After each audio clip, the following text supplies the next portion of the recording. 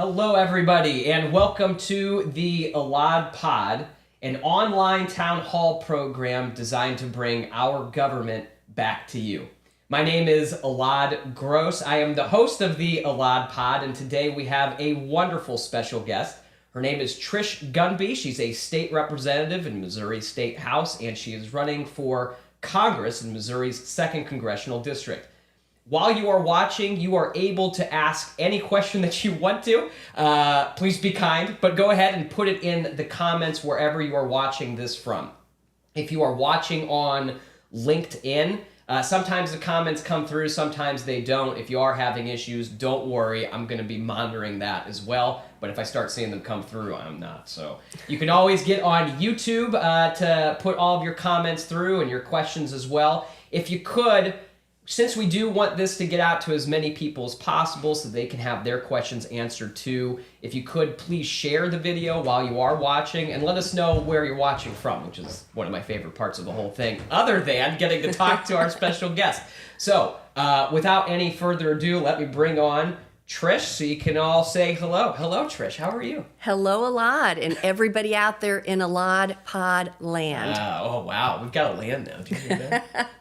We've got the little dogs here too. So if you do hear some barking or if a cat takes over the camera, I'm sorry. That's just the way it goes for the day. But we've got some backup stuff here. Anyway, Trish, welcome to the EladPod. Thank you. Thanks for having me. I'm very excited to have you.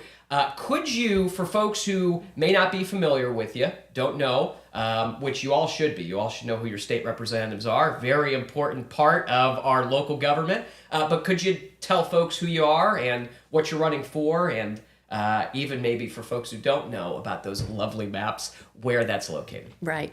I am the state representative right now in the 99th district, which includes Manchester, Twin Oaks, Valley Park, and unincorporated St. Louis County. Mm-hmm. Next session, it will become the 98th district, so it is changing.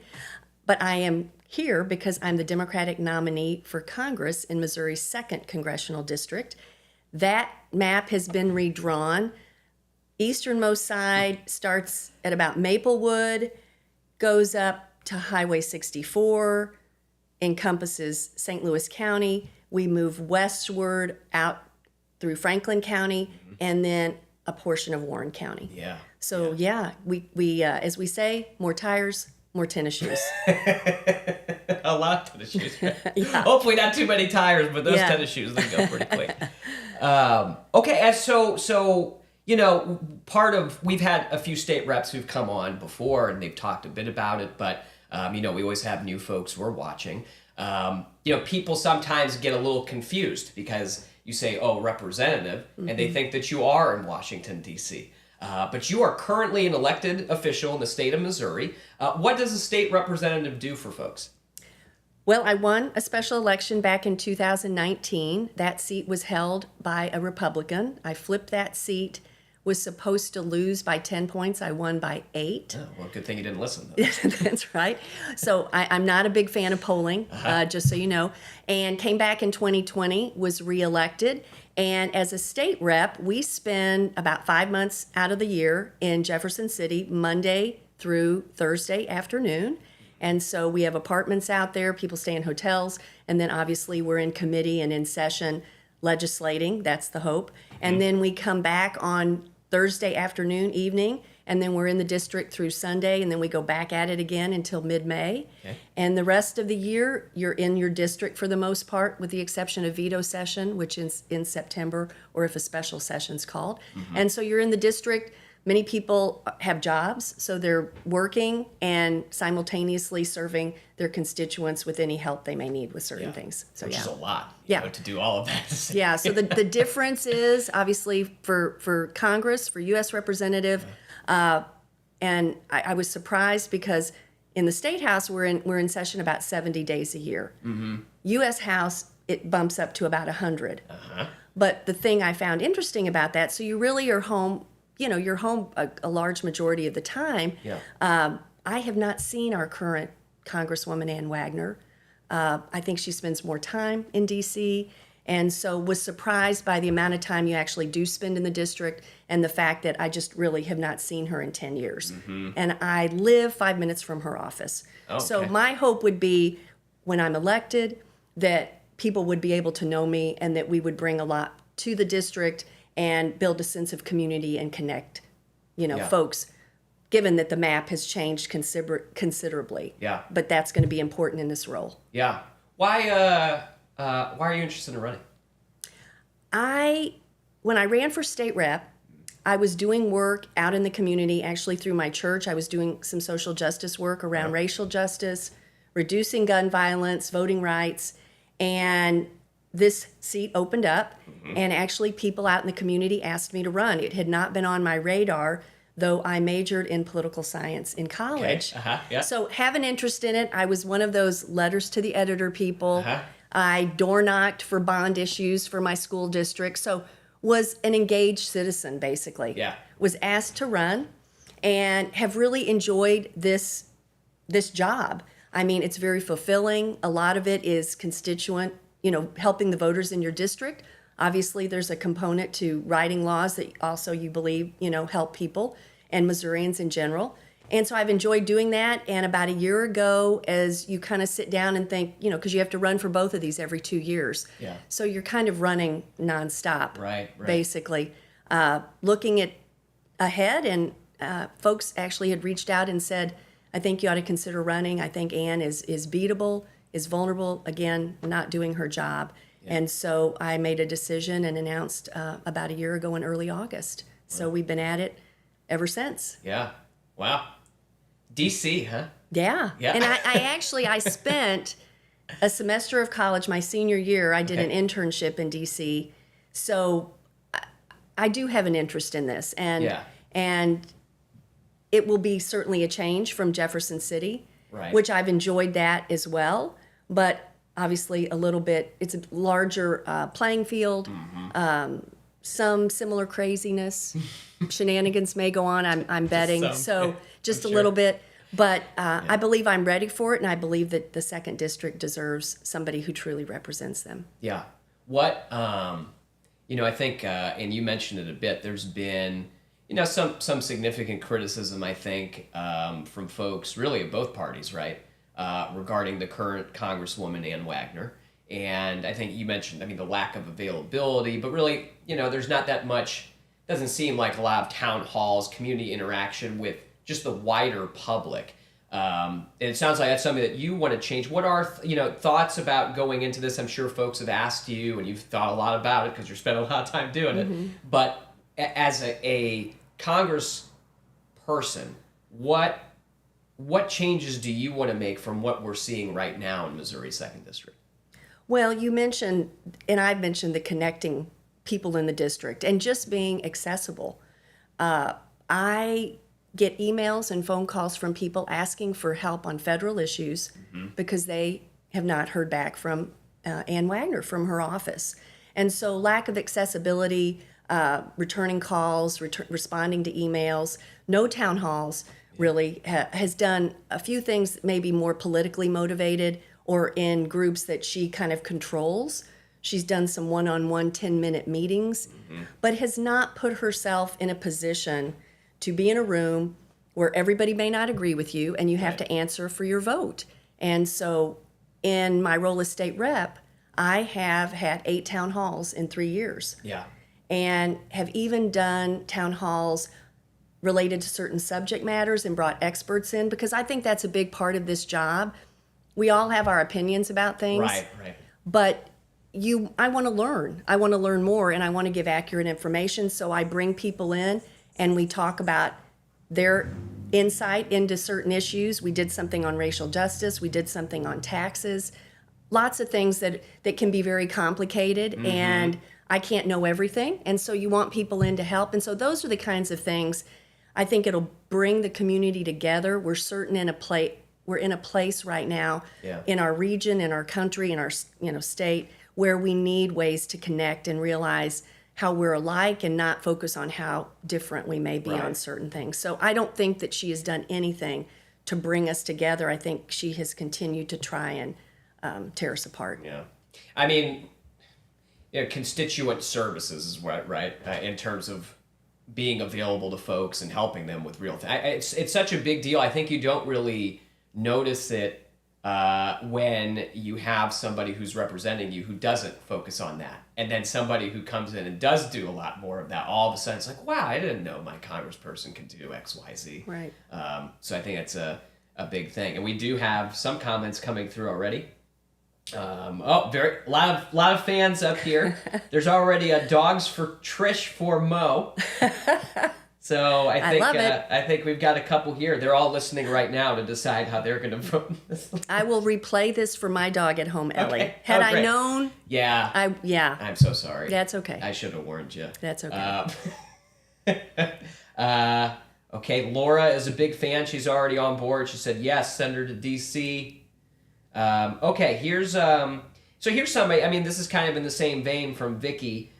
She's saying that she's looking for true representation, not lip service from Ann Wagner. I've needed real help and haven't received it. I wonder, when you're at least in my circles, very well known for going door to door and actually talking to folks and putting, a sincere effort into trying to meet as many people as possible when you're asking for their vote, which I think is a wonderful thing. Right. What a concept. What an idea, I know. It's like, oh, isn't that nice? Yeah.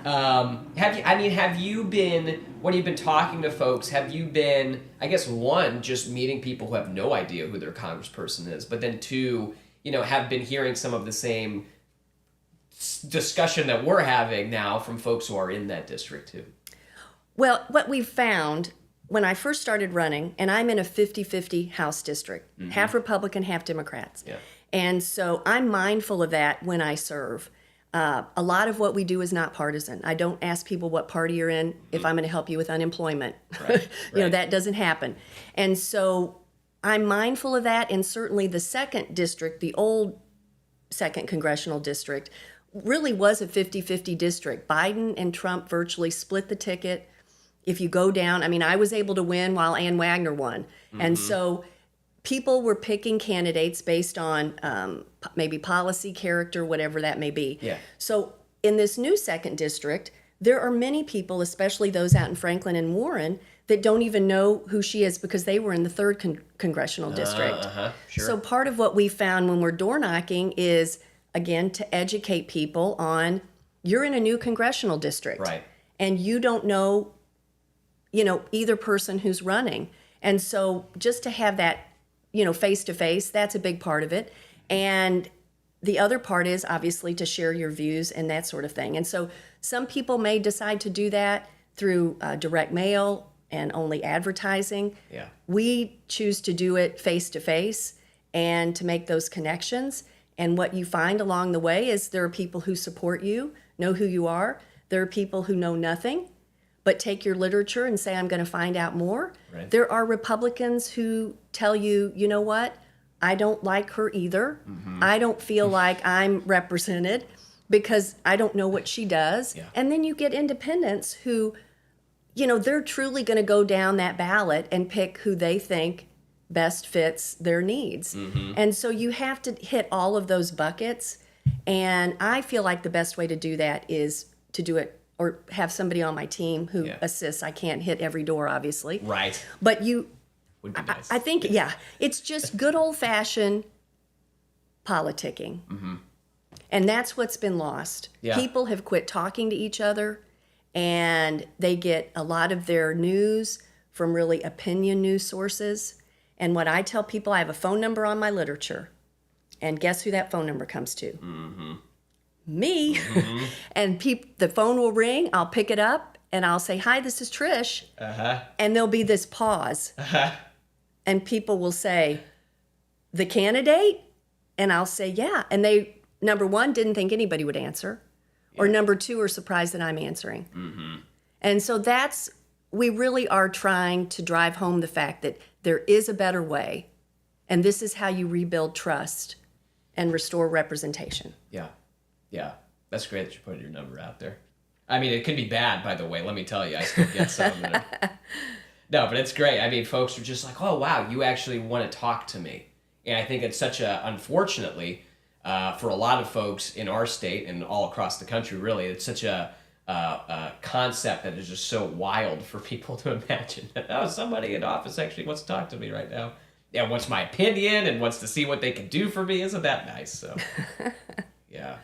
Well, and those are the best. I mean, that sort of validates why you're running. Yes, exactly. I mean, you know why you're running, but you want to hear from people. Is this important to you too, or are there other things that are important to you? Yeah. What is your personal experience around that? And that's the thing. People share a lot on the campaign trail, and Yeah. I can remember people who talk about family members who are sick, or a woman who said to me, I hope I remember talking to you because I have Alzheimer's. I mean, those are things you can't, experiences in this journey that I will take away with me. Yeah. And that's what it kind of brings our humanity out. Right. And that's what gets lost in a lot of that. So Yeah. that kind of sustains me and keeps me going. Yeah, and it should be that should be part of it, because then it makes you a better representative for those people, and it's like that part being lost is highly unfortunate. It's just sad that. Anywho, we do have we got some policy questions coming in. You ready? Oh boy. This is the fun stuff. Okay. Go to my website. It's right there. It's right there. It's right there. TrishGunby.com. Okay, we'll do it though. We'll do it live. All right, Kelly Dunn's got a question. Thoughts on separation of church and state, which is apparently becoming more of a hot button issue now than it has been for a little bit. So, thoughts on that? Personally, I am a person of faith. I am very mindful that there are many faith traditions out there. Okay, yeah, And there are many people who don't share a faith or don't practice a faith. And I'm a firm believer in separation of church and state, and I am mindful of that. I certainly have been as a state representative. One of the things that has always troubled me is the fact that we start every session with a prayer. It tends to be, every time since I've been there, it's been a Christian prayer. Okay. I have asked for other faith traditions to come and do that, to say a prayer. And I have a mosque in my district. I have people who are Jewish. There's a Hindu temple just down the road from my district, my house district. And so I'm mindful of those traditions. And when all you put forth is one particular faith tradition, and I think what we're seeing now in the Republican Party is this idea of Christian nationalism. And if you don't believe what I believe around a number of different things, Roe v. Wade, as an example, being one thing, and that is very troubling to me to go down that path, because this country was created on the basis of it shouldn't be that way. We should separate. They made it very clear, the founding fathers.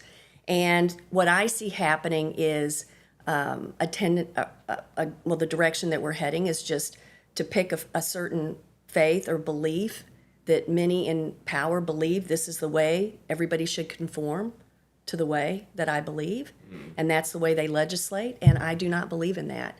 And so I'm mindful of that in terms of how I carry myself in my job, legislation that moves through, and just how people feel included. I want everybody to feel like they are a part of this district, and that there isn't any sense of, I don't feel like I belong. And I think when you go down one path, even that, if that's your own personal path, good for you, but that leaves out a lot of other people. And I don't think we should be doing that. Yeah. Okay. I agree with that. Not that it matters. In case it does. Another good one. Okay. Thoughts on monopolies. And I mean, we're seeing that like all across the state in many parts of the economy. I think we're seeing it in places we weren't really expecting it before, but just this concentration of power within these massive corporations that have so much control over huge aspects of the economy. We're seeing in healthcare, agriculture in a lot of ways, in a whole lot of ways. We're starting to see it in housing right now too, which is we could talk about that forever. What are your thoughts about monopolies, concentration of power in these kinds of systems right now, and do you have any thoughts about ways to deal with that, especially from a federal perspective. Probably can do a little bit more, but we do have some state antitrust stuff here too. So Right. Well, no, I think we have seen that play out, especially in going through the pandemic. And most recently with baby formula. yeah, When you have 4 manufacturing facilities in the country and one gets shut down because of contamination or, those sorts of things, that dramatically impacts the production and distribution of something that is critical, right, yes, very critical Yes. to keeping babies alive. And so anytime you see any industry become so big that something like that could happen, I think the other thing that it does is it squelches entrepreneurship. Right. And the idea that the little person can build something from the ground up and kind of move down that path. So I think monopolies have a tendency to tamp down on the free market and new businesses starting. Yeah. And that's sort of the cornerstone of the U.S. I mean, that's how so many Right. got their start. And the other thing is, do they pay enough in taxes? What does it look like in terms of wages from the top down? Good working conditions, all those kinds of things. The bigger you get and you lose sight of that, and the role that workers, play in Yeah. those companies, you're starting to see workers now say, enough already. And so we all see hiring signs everywhere. The generation that is coming up and is going to replace those who are retiring, they are demanding different Yeah. things in the workplace. And big companies, corporations better listen, because smaller companies tend to listen. And the bigger you get, the harder it is to do that. So, yeah, yeah. yeah. I think it's certainly seeing a lot more interest in unions, and it's it's a way. It's really, and especially in the history of the labor movement, it's often, from just a philosophical perspective, it's been proposed as here is the way to combat this kind of concentration, right? So if corporations are going to have this much power over this many people, then you balance that by having this many people with this much power. And so, some countries do it a little bit differently, like Germany, for example. They make sure to have workers' representation on boards and everything else. I wonder I don't know if you've, even in Missouri, but, I don't think we've seen a lot of antitrust actions, unfortunately, and I've been a big complainer about that. Yeah. But, what do you think? Do you think, it sounds like, because, if you're starting something up and you have to compete against some massive monopoly with all this advantage and probably a lot that's been legislated as a result of spending a lot of money there too. But you're not going to. You're just not going to go there. And you exactly right. There's not going to be competition. There won't be innovation in that space. Do you think we go so far as to start breaking up some companies? Like what do you see as being the solution to this problem? Or maybe is it more of a focus on union and labor rights, or a combination? I don't know. Well, I think what you're going to see, I don't know that companies are going to do that on their own. Right. What you're going to see, like so many movements, is workers are going to determine that. And they've already started doing that. And I think, corporate executives have to take note, and they're on notice. Yeah. And so many things, I think, when it benefits workers, corporations, and I understand, the idea is you want to please your shareholders. I get that. And I'm fine with that. I've invested in the economy as well. We all want a fair return on our investment. Yes. Especially if you'd like to retire. Right, exactly. Yes, right. So I get that. Right. But there are times when there needs to be more of a balance, and I think things are out of balance. Yeah. And so if corporations aren't going to do it, or the boards of those corporations, you are going to have trouble finding workers, and that is going to affect your bottom line in the end. And so they can either be proactive and do something about it, or they can wait. Yeah. But I think workers right now, we're seeing, they're ascending into something. I don't know where it's going to take us, but as you see each and every Starbucks get unionized, and you see people going after Amazon, everything from the smallest to the biggest, they're going to have to Yeah. figure it out. Right. Because workers they're not going to step away from this, I don't believe. Yeah. And it's hurting. I mean, it's hurting the corporations too, eventually at least, if they don't feel it yet. But I mean, if you've got so many folks who can't afford your products, they can't buy into them. I know there's and we're seeing housing, which I mentioned before. There's this huge focus in building luxury housing this and luxury housing that, which are half empty. And then the affordable housing market is just devastated. And that is going to, the individual person or corporation in that situation is oh, well, I can take advantage of this and improve my bottom line right now. But down the road, because of the impact that has on the overall economy, you're just screwing yourself at the end of the day. Right, And I think it's, it's folks who unfortunately are so focused on taking advantage versus thinking about this in a more long-term perspective has really been hurting a lot. But No. Yeah. Agree. Yeah. Okay, let's go to a different one. Oh, here's another one. Okay. Interesting. Okay. So we've got, how can we make sure reproductive freedom stays front and center in this campaign? I guess overall, what are your thoughts about, obviously we've got Dobbs now, which means in Missouri we have a trigger law that is so extreme that even Donald Trump said it was extreme, and it is now in effect, and there's a whole bunch of questions about the impact of that law today, but also proposals that are coming down the line, as you are very well aware of in the state legislature. So how much of a role is that playing right now in your campaign, and are you hearing from folks on this issue in particular right now in Missouri? Absolutely.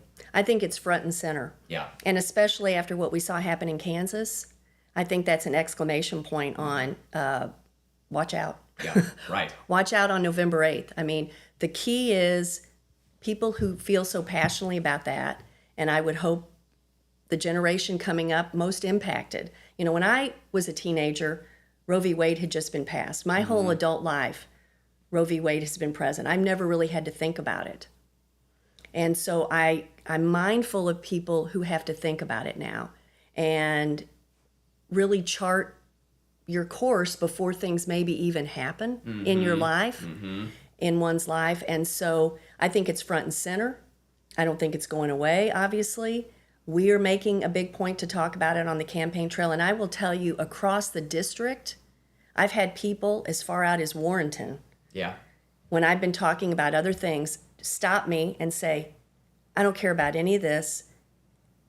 Are you pro-choice, or how do you feel about reproductive choice? And that's all they want to know. Yeah. So I think people are underestimating whether you're closer into St. Louis metropolitan area, or you're in the suburbs, or you're out in a more rural area. I think women, especially people who want their reproductive freedoms and feel like those have been stripped away, they need to get out and they need to vote. And those who love them and partner with them need to do the same, because we are going to see a reckoning, I believe. And what's going to happen is you're going to see people die. You're going to see especially persons of color affected. You're going to see people not want to live in the state of Missouri. I have been door knocking for 3 years. And most recently, those conversations have changed. I had somebody say to me, and this was a Republican, I'm a moderate Republican. I have 4 children ages 9 to 19. We are seriously considering moving out of the state after this law. I cannot raise my family here. So families are going to leave. Young people aren't going to stay. Young people aren't going to want to move here and raise families. And how are we going to replace that population? And so very concerning to me. I think it's going to be front and center, and certainly we will keep it front and center because it is an attack on our rights. Yeah. Last weekend? Wow, a few days ago? No? Everything's kind of blended. Yeah. last weekend, I traveled a bit. So I was in St. Charles, saw you. Wonderful. That's right. Then went to the state fair, and then went to Lafayette County for their pie auction. And at the state fair, I drop off cookies for the Democratic Table volunteers. And I was very excited to see Nanda. Hello, Nanda, if you're watching right now. But I was very excited to see her. And while I was there, and this happens like every time at the state fair, while I was there, there's a guy who came up to the table. And he started looking, he was rummaging through stuff, and he took something, and people then get excited. It's like, oh, somebody here wants to talk to us. And so, they start talking to him. And he said, well, I'm not a socialist. But he's got like kind of a smile on his face. And I said, oh, well, if you're a communist, we'll take you. Does that work? And he started laughing, and he was like, you guys don't want to talk to me. I voted for Eric Greitens. And I'm like, okay. You want to talk a little more about that? Because obviously you're here right now. So we talk a little bit. And we get to talking. He sees my cookies that are in the shape of Missouri. And everybody's like, oh, they were good. And I said, yeah, give him one. Let him have it. He's like, okay. Takes one.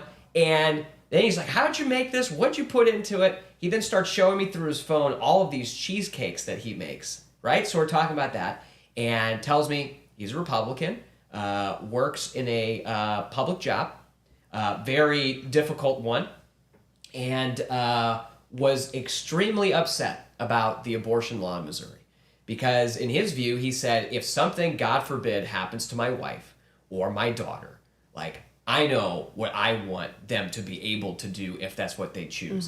So who the hell am I to then tell somebody else you can't do that, as if my ideas need to be imposed on other people? This guy, Eric Greitens voter, Republican in the state of Missouri, I think that there are a lot of folks in that boat, who just think government doesn't need to be all up in my business all the time. No. I think that's most of Missouri, honestly. No. But well, and in terms of healthcare providers, my husband's a physician, my daughter's a nurse, and the idea, because abortion is healthcare, and there are people with ectopic pregnancies, for instance, who, when you find that out, you would have a procedure so that your fallopian tube would not burst, and you could potentially die or lose, not be able to have children.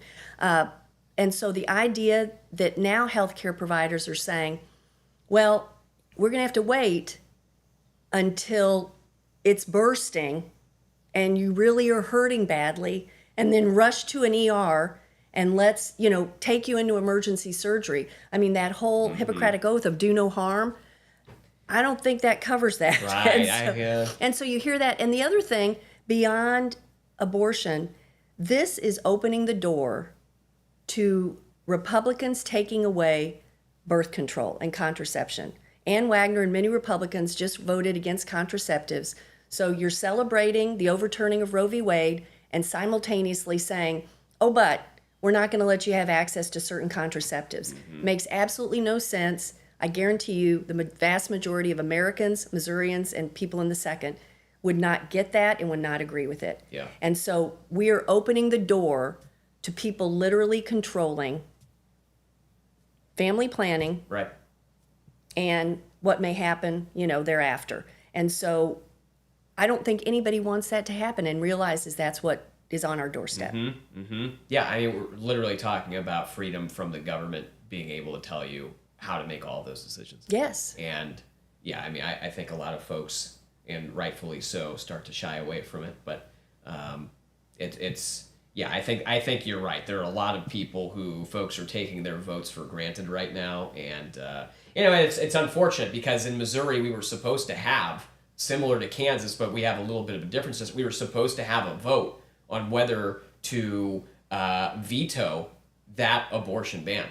Like, that was supposed to happen. And then all these, you got to collect all these signatures to do it, but Secretary Ashcroft, the Secretary of State of Missouri, who I guess he's running for governor now, he just did not do his job and approve it. Instead, he said, no, there's this emergency clause on this thing, so therefore, despite what all the laws say, what all the cases, no, the people, if they want to, just like we overturned right to work, can do the same thing here.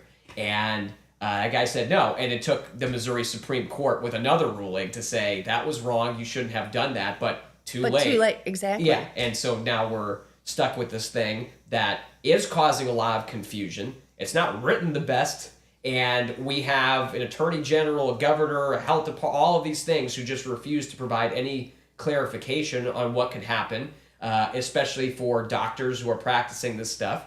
But then for prosecutors who are out there, some of whom would probably not mind making it on national news for prosecuting somebody for this stuff, and there's nobody telling them, hey, don't you do this thing. But a lot, I think, at least from the state organization on prosecution, I think that they've got some good leadership there. But it would be nice to have it in other places. Well, and I know my Democratic caucus, has gone to the governor and said, right? we would like to have a special session on this. This seems like something that would be, because there isn't clear direction, and that's not going to happen. The other thing that's concerning to me is when you talk about medical schools, they're not wanting to teach abortion care.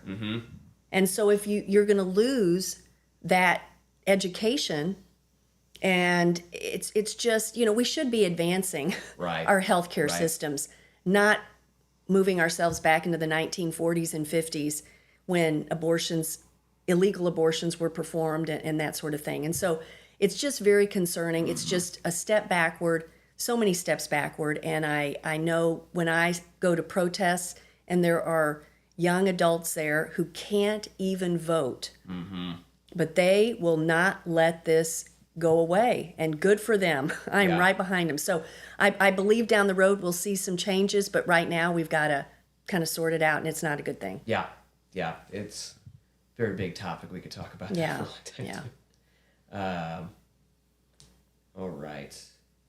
Okay, here we go. Oh, hi, Audrey. How are you? Okay. Audrey's wonderful. Your new district, newly drawn, the way it has been drawn, has both wealthy areas and impoverished areas of Missouri within it. How will you reach out to both? How will you bring them together? That's a good question. I think a very big key to a lot of the stuff happening in Missouri, hopefully will happen in the future if we can figure a lot of this coalition building out. But yeah, what are your thoughts about that? Well, I think the way you bring it together is, we talked about the door knocking piece. No matter really where you live, people have the same hopes and dreams, really, and some of the same concerns. I mean, people are concerned about healthcare. They're concerned about jobs and the economy. They're concerned about inflation. And so whether you are somebody with a lower income or somebody with a higher income, we still hear the same things. And the reason I know that is because I've been door knocking. Not a poll. It's a poll at the door, and I've heard it. And so I just will tell you that when you hear those things in all different parts of the district, in all different subdivisions, or at somebody's home that you walk down a gravel road to get to, and I've done that. There are many more things that we agree on and that we believe in than is suggested. How we get to some place we may not agree completely, and that's where you kind of get into the weeds. But everybody just wants a good life for their family. They want good health care. They want to be treated fairly. I mean, it doesn't really change that much. And what I have heard in the more rural parts of the district, because the 3rd district, which that was previously or is currently, and it'll change, that's such a bigger district. People aren't used to anybody showing up at their door. Because it's almost, I don't want to say impossible, because Elad almost did it when he ran. You were out there, went around the globe, everybody, in mileage. Let's just remember that. It's possible, but it's unlikely that my opponent will be doing any of that. I had somebody say to me, if you've driven all the way out here from West County, I'm going to vote for you. Because they have not had anybody stand on their doorstep and say, I'm running and I want to hear what's important to you.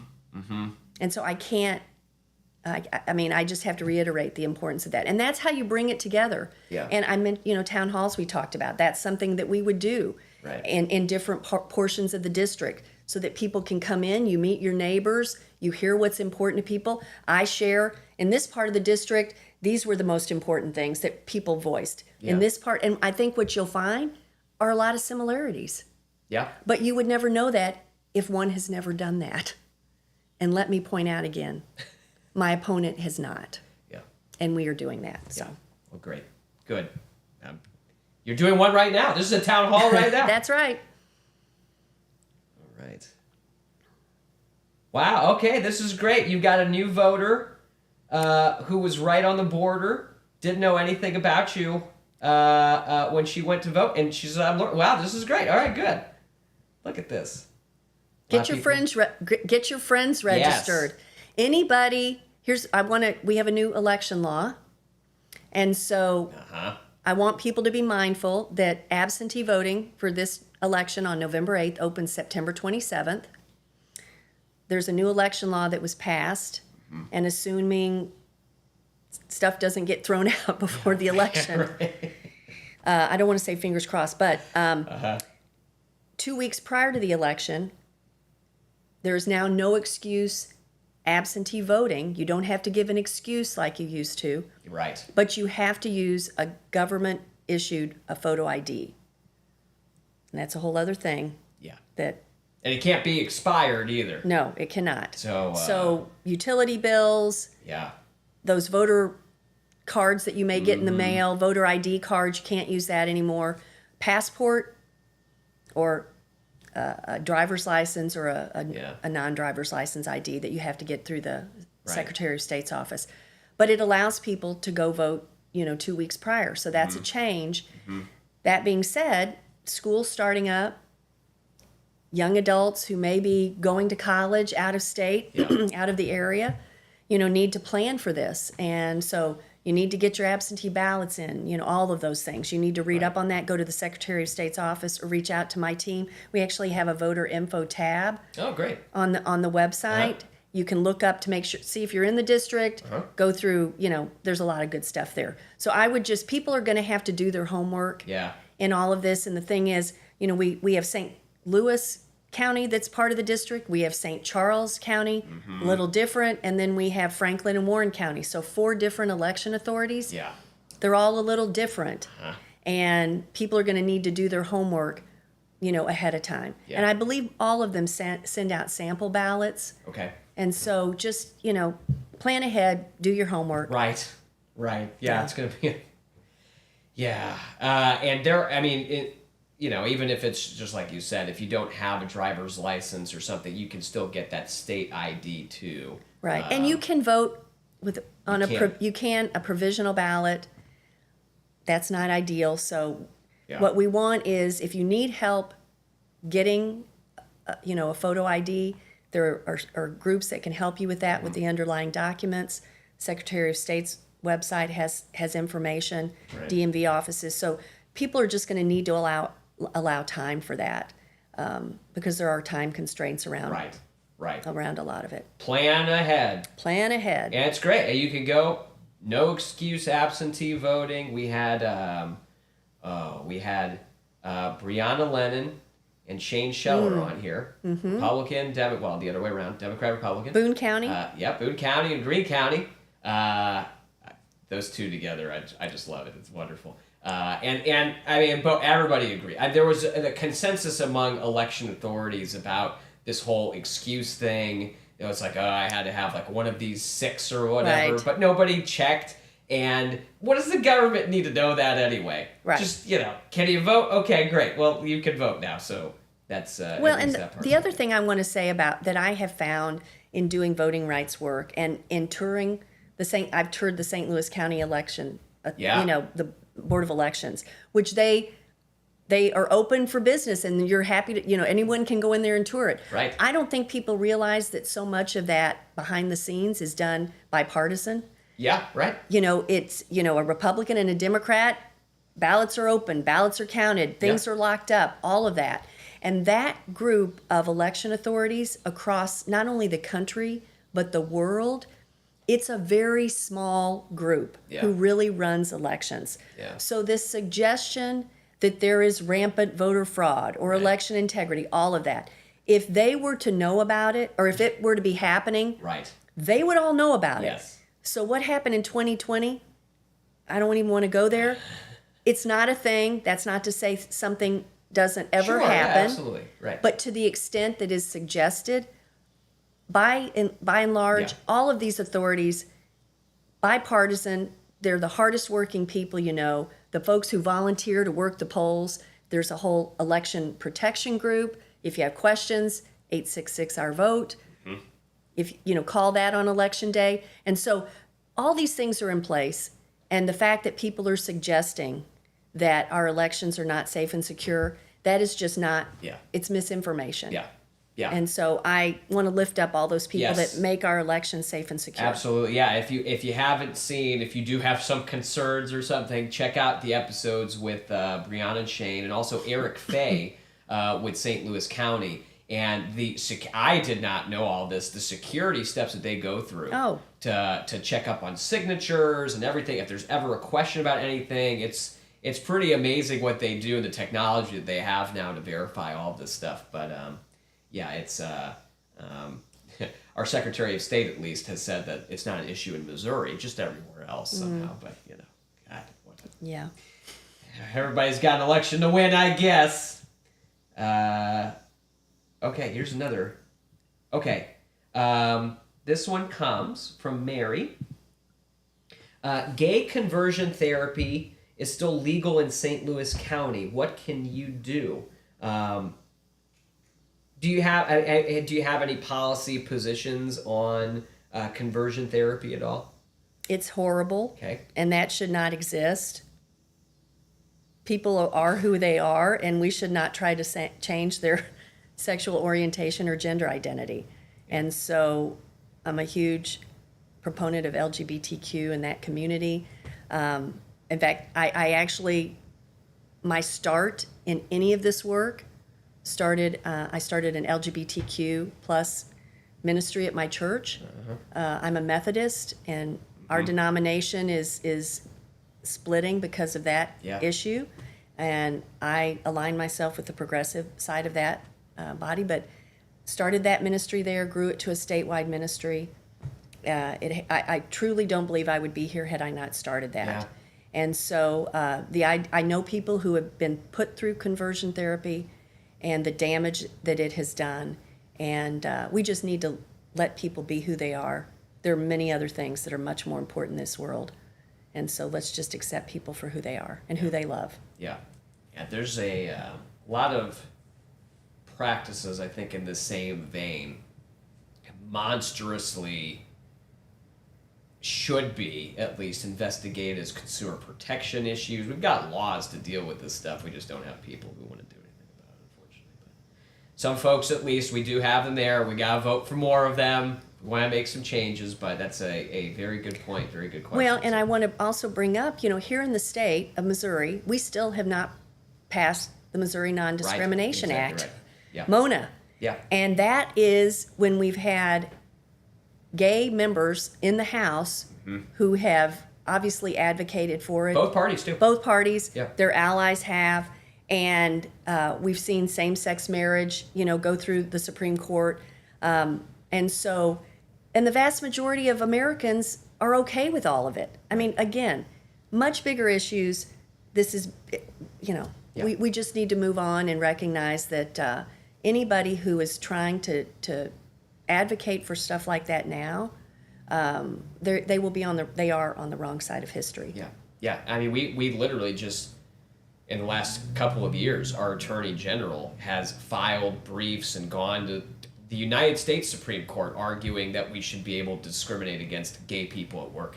And he's lost, but we had to spend money doing that. Right. It's just ridiculous that that's even a position, right? I mean, employment discrimination as a whole, it hurts absolutely everybody.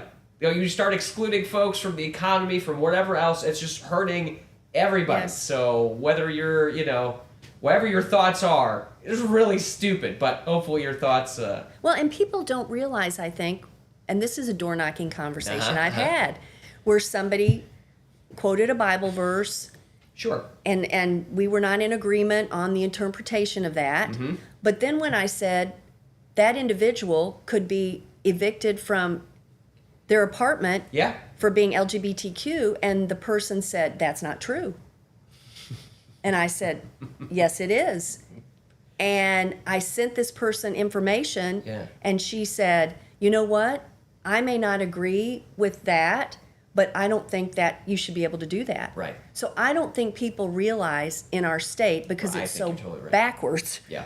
that can truly happen. Yeah. And that's why we've, 23 years now, I believe, we have got to pass MONA. Yeah. And those are the kinds of things you're talking about, economic development and all of that, bringing large events to the state. You know, if we see transgender legislation that attacks transgender students, all that kind of stuff affects economic development. Right. It affects all of that. And so we just need to pass MONA and not pass this other legislation that does so much harm to that community. Yeah, I know all that. I'm sure is coming up again this next session too. So. Oh, here's one about public schools. Okay. Okay. From Cindy. How can we assure our tax dollars are being allocated to public schools instead of private institutions? I'm concerned about what's happening in Missouri as well as other states with teacher shortages, which we are now hearing about these virtual options. I wonder how much those companies are getting paid to do that. But basically, they're taking, we don't have, I think it was in Walnut Grove, I think was the last one I saw, where they don't have a science teacher for the whole school. And so now they're going to have some virtual whatever. After everybody was just complaining virtual was no good, and you know, students were doing so hot. Now we're because we're not paying teachers and we're not doing it. So I guess what are your? That's kind of two parts, right? There's we now have a program in Missouri that's diverting some of this public money to these private schools, but also there's this teacher shortage problem really in so many different schools around the state. So thoughts about all of that? All that. Well, I think there are some within the Republican Party that are wanting to privatize education. And certainly we have seen that here in Missouri. The ESAs, or the educational, the savings accounts that you're talking about, legislation that passed a couple of sessions ago, but it allows people to, you know, donate and get a tax credit. Yeah. And then that money can then go to, and there is some criteria in terms of the students that receive it, more need-based. But in many cases, the vast majority of those funds end up in private schools. And by private schools, here in Missouri, I mean religious schools. Yeah. So once again, public dollars, separation of church and state, going into private private religious schools. So I'm not in support of that. Or the privatization of education. Somebody in education explained it to me like this. Highway 70 is public education, and we know how much money it takes to maintain that. Okay. If you were to build another Highway 70 parallel to the current Highway 70, and that is private schools, if you couldn't maintain the original Highway 70, how are you going to build a whole other highway system and expect to maintain both properly? And so the sense that, and I'm not necessarily saying people shouldn't be able to go to private schools, obviously, if that is your choice. Right. Absolutely. I understand why people select that and based on their own family situation or the student, but we should not use public money for that. Everybody should have a quality education. And I feel like the privatization of education, that's very, very concerning to me. And so, the whole ESA thing, again, very concerning. Yeah. And what you're finding is, certainly in Missouri, low teacher pay, 4-day school weeks, can't find public drivers for the buses. The other thing, I attend through my House district, the school districts in my area, Parkway, Rockwood, and Pattonville, have quarterly meetings, and they invite legislators, elected officials in so they can kind of give everybody an update. And I will tell you, in the last 2 years, and certainly COVID and how that's affected them, we weren't meeting in person, but virtually. Sure. But now we're back in person. But what I've heard over and over again is crisis in education. Crisis in education. This is from the educators. And COVID is not the crisis. Yeah. It's the fact that there aren't enough students in the pipeline in college to replace the ones who are retiring. And so what has the state legislature done? We have lowered the requirements to teach children because we don't have enough people to teach children. Yeah. So we lower the bar. We expect the same outcome. Right. That's not going to happen. And then you have this crisis in education. And then what the governor decides to do, let's have a task force on teachers that's going to last 3 or 4 months. Yeah. And we're going to solve the problem. Yeah. You don't need a task force to figure that out. it's pretty clear. Yeah. When you see the Parents' Bill of Rights stuff coming through, when you see the CRT legislation, when you see legislation that hampers the ability of teachers to teach. They've gone to school. It's not saying anything that parents cannot be involved in their children's education. None of that. But that is why you're seeing retired teachers retire early, and you're seeing you're going to see a shortfall in people entering the field, because people are saying, I don't want to go get through. I don't want to be put through that. The scrutiny, the questioning, the idea that I'm going to have to do 29 lesson plans and communicate to all these sets of parents. It becomes ridiculous. The idea of big government, the party that's against big government, this is big government on steroids, let me tell you.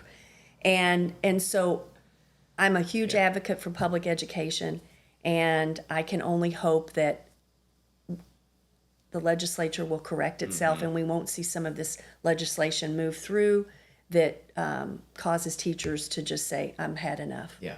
You know? It's tough. A lot of folks are willing to accept the low pay. They're willing to do it because they really believe in this job, and this is a calling, and and then they get there. And I've known a lot of folks who have gone. I mean, I've worked with. You've worked with kids. I've worked with kids for a long time, and have had a lot of friends who have gone on and become teachers full time and working in school districts that are not performing as well as others on purpose. And the low pay combined with the lack of support and a lot of dysfunction. Now, a lot of that comes from the lack of support from the state government. So the state of Missouri does not give a whole lot to schools. Instead, we're getting a lot of local money. So if you are in a poorer area of the state, your tax base is more limited than where I was fortunate to go to high school, Clayton High School. They're able to raise a lot more money, even at a lower tax rate. But a lot of folks, they max them up because they maximize whatever that tax rate is because they want to invest. And that you will see that in districts all over the state. Like the people of the state in their areas, they want to invest in their public schools. It's just the problem is the state of Missouri, at least our legislature, is not super interested in doing that. And then this whole complaint about, public schools are bad and we need a new highway of schools. It's a self-fulfilling prophecy because you are literally sabotaging that school that folks have loved for a long time. And now it's like, well, it's not so good anymore over a period of years and years and years. And here we are where educators for a long time, if you listen to them for decades, have been complaining that, hey, we're on the wrong path here. And now it's like we're seeing the system start to crumble in a lot of places we weren't expecting it. Now folks who've got more means can't really ignore it. It's not, that's not normal for us. It's been normal for a lot of other folks. And I think a lot of people are starting to realize that this is like, how did this happen overnight? Just one day, all of a sudden. But it's not. I mean, it's been a process to demolish a very historically favored institution in the state of Missouri, which was at the forefront of public education in the entire world.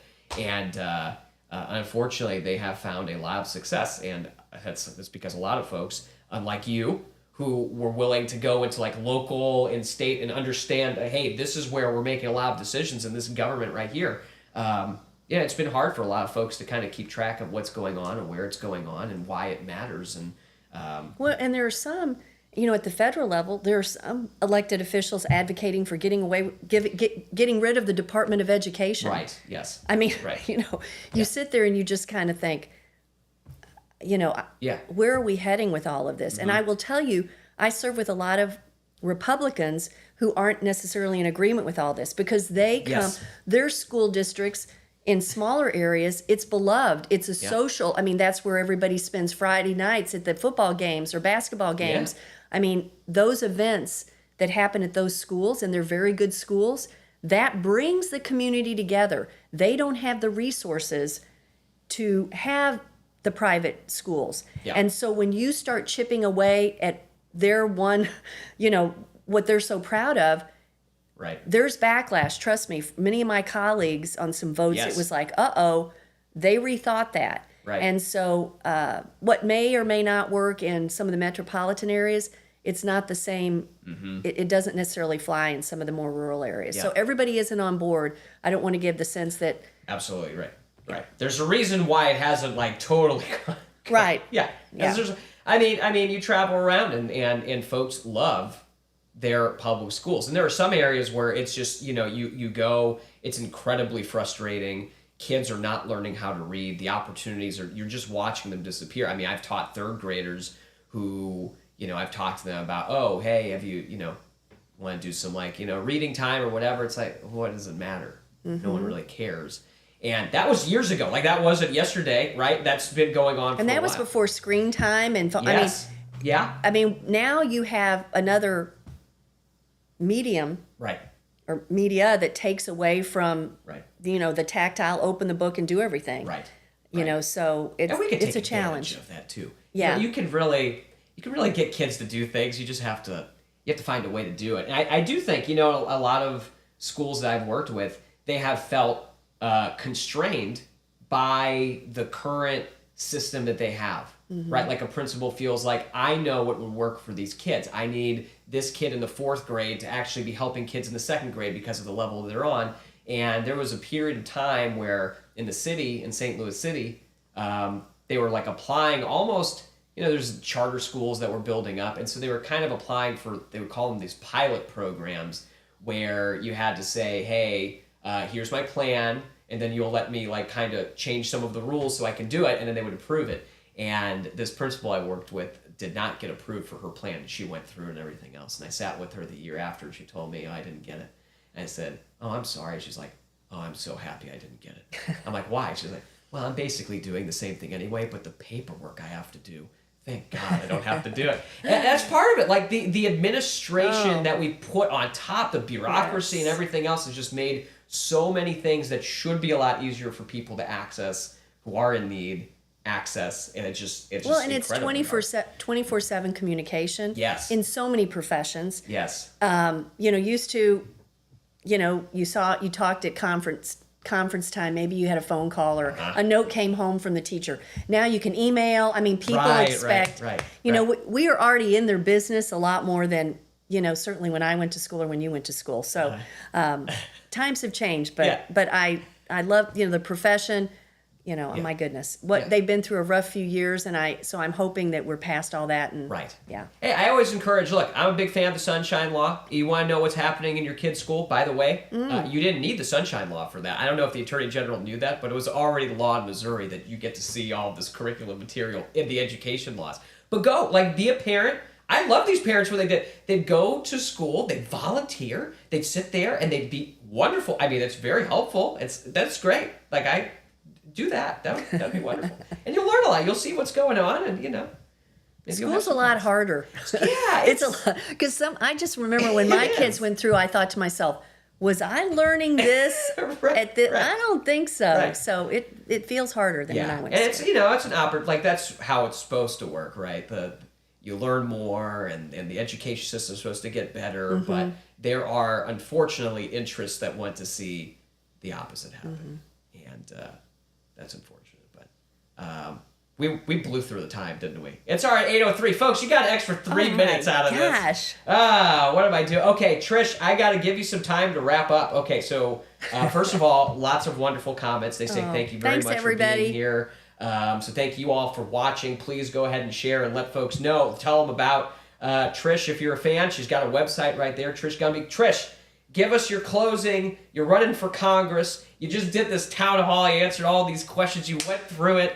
And let them know what's on your mind. How can folks get involved, and what is it that you need people to do to help you? Well, we are 83 days away from November 8th. Yeah. And so we are at the last portion, obviously. This has been a 15-month, for me personally, a 15-month campaign. And so we're at the very end, obviously.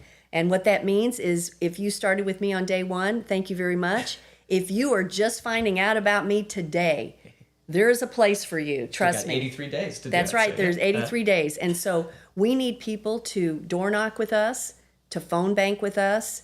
I need donations to donate to the campaign, because that outreach and what we do out in the community, it doesn't happen by accident. So you need funding for all of those things. And so we just invite people to go to the website, trishgunby.com.